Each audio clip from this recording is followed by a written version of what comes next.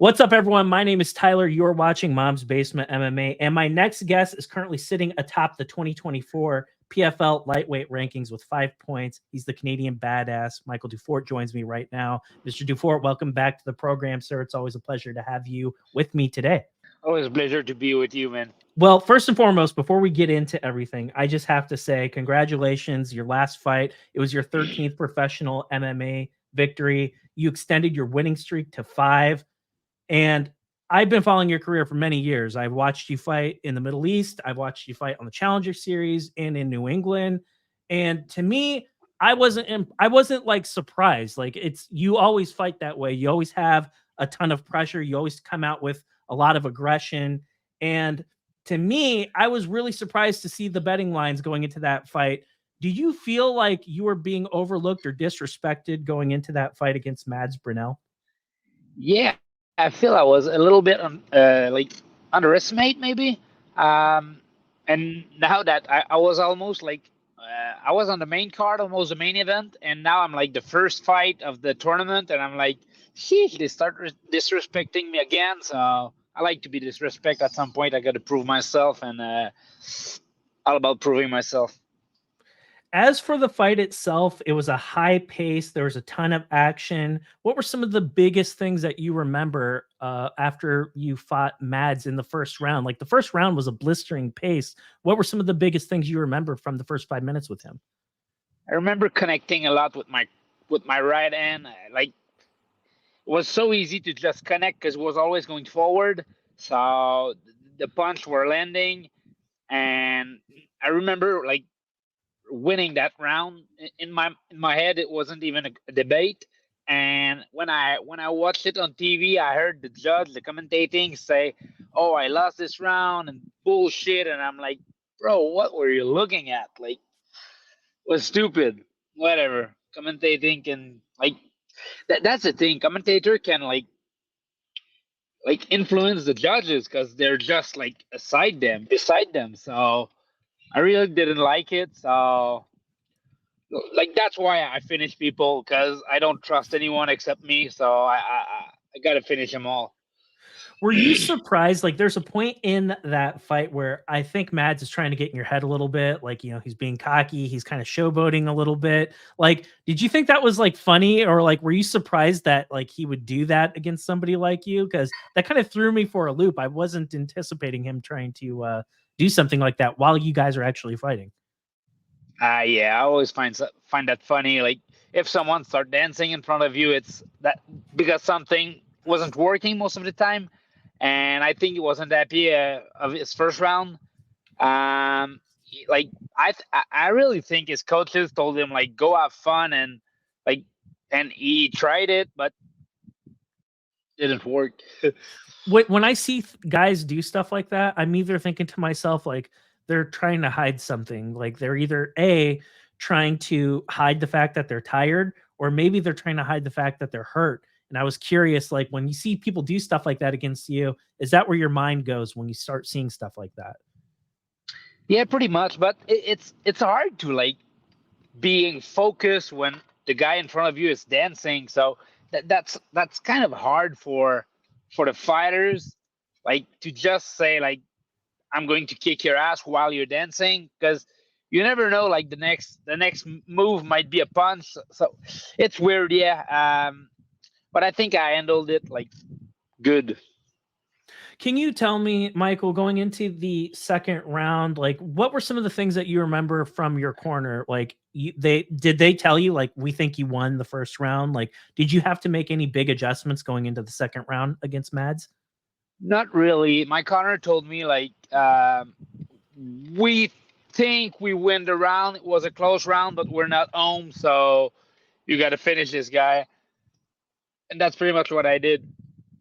Yes, you absolutely did. And I was hoping you could walk me through that. You ended up strangling him, choking him out, getting him out of there. And that's how you typically end up winning these fights. You have a very, very dangerous submission offense. You grab somebody's neck, you leave a limb out there. Somebody like you is going to pick that up and end the fight. Can you explain to me how you saw the finish and how you set it up?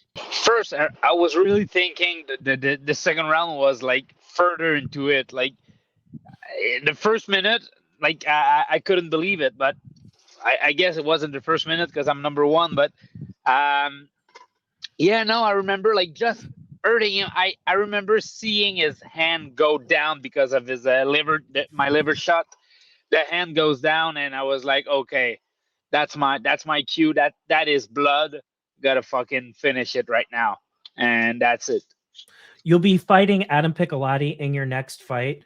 Piccolotti is another Bellator veteran. He comes from a very good gym. He's had a lot of success at this level of competition before. I'm sure this is a guy that you're a little familiar with.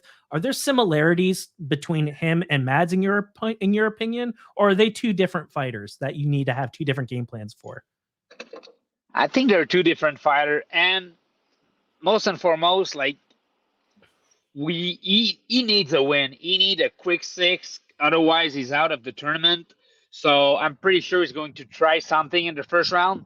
And fighting in Salt Lake City, it's so high in altitude. So like I think he's going to try to finish me fast, and he's going to get tired. And I'm not an easy dude to finish, so he's going to have trouble finishing me, get tired, and I think that's my cue to finish that fight.